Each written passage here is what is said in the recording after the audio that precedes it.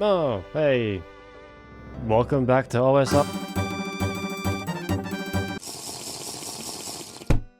Thanks to what can only be described as poor foresight and a desperate need for escapism, I have now spent somewhere upwards of 500 hours pretending that it's 2001 in OSRS by the time this video comes out, meaning that I have spent way more hours in OSRS's free-to-play section than any sane person really should. So in today's attempt to feel like I'm doing something useful with my time, I'm going to talk about the game that has taken over my life for the past couple of months in the hopes of spreading some of my pain, getting some of you to give it a shot. Because believe it or not, the game that's existed for close to a quarter of a century is actually pretty damn good. I know, you could have fooled me. This old, dusty, low-poly isometric MMO has outlasted many of its contenders and probably a couple of your favourite games. And I can see why. While today's games are focused on dopamine hits, farming clips, and sucking all the money out of mummy's credit card chips, OSRS takes things slow, like the romance subplot of your favourite web novel, scratching that primal edge deep inside you that feels suspiciously like loneliness. That's fucking awful. Oh, that's awful. So all of the content from 2001 is free to play, as it was all developed and implemented before membership was even a thing. It makes up roughly 90% of the free to play, with a handful of quests, activities, and areas being added over the years. Now, as I've repeatedly mentioned, this game is from 2001. The before times. That's fascinating. A mythical time where battle passes weren't a thing, where DLCs were called expansion packs and they came on these things called CDs. A time before microtransactions had even begun to be popular. Seriously, this game came out before MapleStory, the game that is effectively the reason we have the current monetization trends that we have. I already got this greasy bastard! Therefore, this game's free-to-play offering is what personally I think every game's free-to-play should be. A demo. The amount of content that you're locked out of is immense. Everything from 2002 onwards is, 90% of the game. The free-to-play section of OSRS gives you full access to the core of this game. Think of it like one of the games you used to get on a demo disc back in the day. Do people still remember those? Who am I kidding? The OSRS playbase is ancient. It's no Final Fantasy XIV free trial, including 2 whole-ass expansions, but it is unobtrusive. You could effectively play this game for hundreds of hours without really knowing you're missing out on stuff, unless you accidentally interact with certain pieces of the environment, or try to run faster. If you're a broke boy, just say so. It treats you somewhat similar to how a daycare worker would treat a toddler, keeping you penned in a nice safe area that won't overwhelm you, and whenever you try to stray out of that play area, it simply goes, that's the big kids area. How about we head back to Lumbridge, Being a non-paying player, you are locked here. But again, that's fine, because we all know the true experience of Runescape isn't the questing, it's not the challenging content, it's the grind. And there's fucking plenty of that. Mainly because you're locked out of the most efficient grind methods and therefore have a longer, more arduous journey ahead of you. Look, if nothing else, it gets points for not constantly flashing advertisements in your face about how, look at this costume, doesn't it look sick? Hey you, do you want to skip out on the grind? Hey you, do you want to play the rest of the game? Look, you're missing out on all the game. Look at all the game you're missing out on. Look at, you are missing out. Pay me money to not miss out. Pay me money. Everybody thank RuneScape 3 players for their sacrifice. Anyway, quests. In some MMOs, quests are the main content of the game. That's not the case for OSRS free-to-play. You can blast through all of the quests in one day.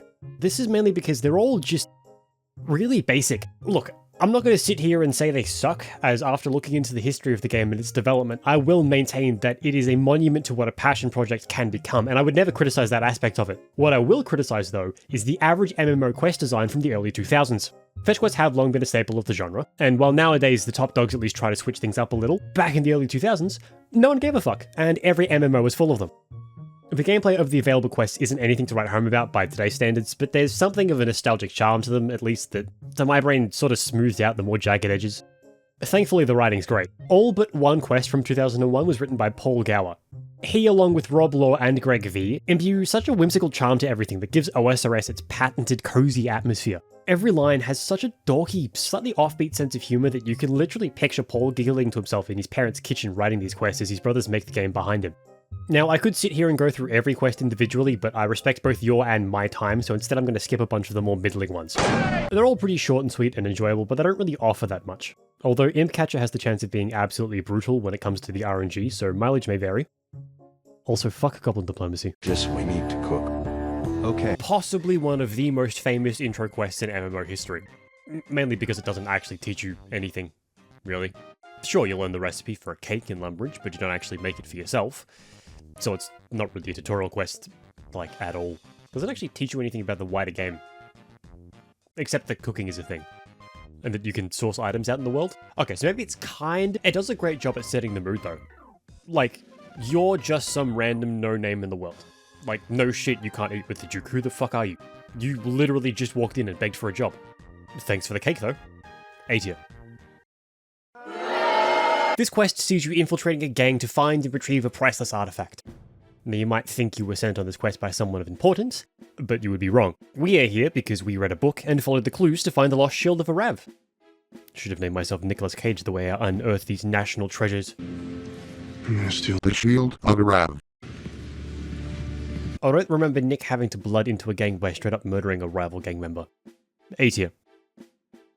Again, I am the devil from the Bible, so... On day one release, this was the coolest thing that you could do. The pinnacle quest. Getting your future read by the crazy old lady in the village square and learning that you are destined to fight the great demon Delrith, having to find the 3 keys to retrieve the fabled MacGuffin, repeat the magical capture to make sure that Delrith is properly banished this time, going from some no-name wanderer to the defender of Varric.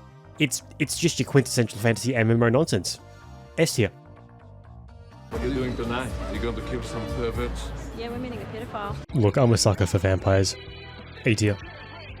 The color clashes with your skin tone, the silhouette is confused. This one gets points for the writing. One of the first instances of the quest in the game actually introducing some wider world building, as opposed to, there was a demon and he is now back, please kill him. There's a little political intrigue, there's the promise of a larger storyline, you turn Prince Ali into a femboy. A tier. Who are you? We are the knights who say... We've infiltrated gangs, and now we're infiltrating enclaves of knights. This one sees us sneaking through a castle of evil knights and sabotaging their planned terrorist attack on Felidor with a little bioterrorism of our own. A tier.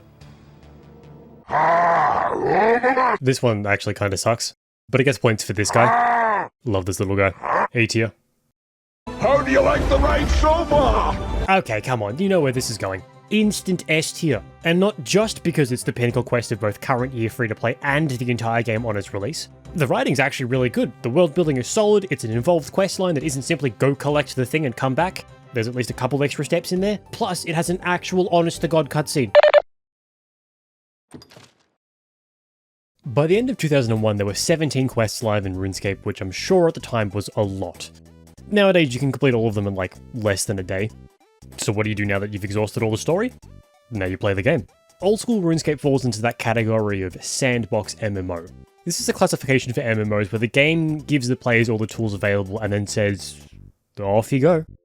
It's a game design that facilitates the player creating their own story, their own journey, as opposed to a theme park MMO which shuffles players from experience to experience, holding their hand and directing them to each piece of content.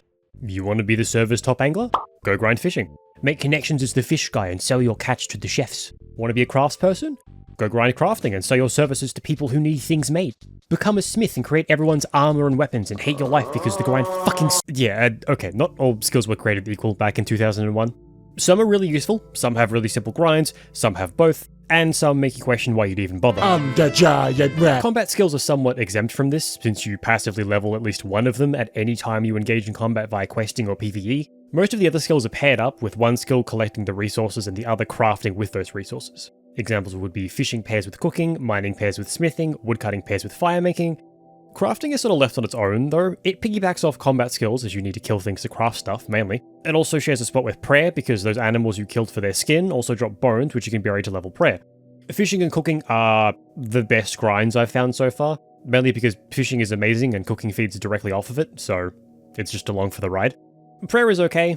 As I said, it's pretty mindless as it's leveled by burying the bones of things you've killed. Woodcutting and firemaking are actually useless. Seriously, I've played this game for hundreds of hours now and completed almost all of the content from 2001 and haven't touched them once. Mining and Smithing can suck my dick. Now, I'm aware that my opinion can be a little biased, Aw, dang it! but the amount of effort required to grind smithing is ridiculous. Mining is being dragged down here as it's alright, but smithing is the worst. Bottom of the barrel. Seriously, what were they thinking when they designed this? Do you want to create a set of armor? Well, fuckface, first you need to mine that ore that you need, then you need to smelt that into ingots, which requires an exponentially increasing amount of coal, so you also need to mine that as well. Then you need to smelt the correct amount of ingots needed for the singular piece of armor.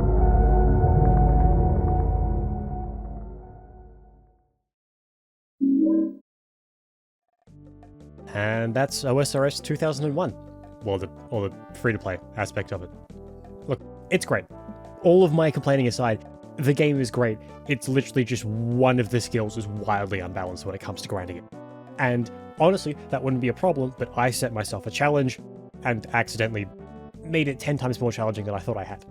So that's on me. The game's great. Don't worry about it. It's been around for 20 plus years. Obviously, it's pretty fucking good. Look, I don't know what I wanted to do with this video. Everything that could have been said about it has been said at least 3 times over. I just felt like making something about the game that I have spent now hundreds of hours in. Also, it's sort of just an update video. For the people who saw the last 2, I'm still here. I'm still making it. Oh, I mean, I'm still playing. Kinda. I'd sort of accidentally burned myself out when I came to the realization of what I had set myself. So, you know, progress is a little slow. It's still progressing though. I'm picking it back up. Don't worry. I had my break with horses. When I came to the realization of what I had done, I sort of, you know, when I set out with the goal of making a semi-regular series, I, you know, had to face that, and that was fun. God, imagine if I tried to make this one of those Wiggly series.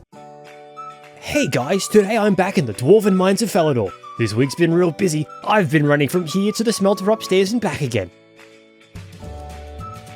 Okay, see you next week for the exact same video. I did the math once on a stream a while ago, but I still did those. And I think it's going to take me, like, with the ways that I have access to, this will take me almost, like, thousands of hours. If my math was right. I don't know. I did general maths. Either way, the next video will happen eventually. Other videos in the meantime, I have literally nothing else to do. So see you then.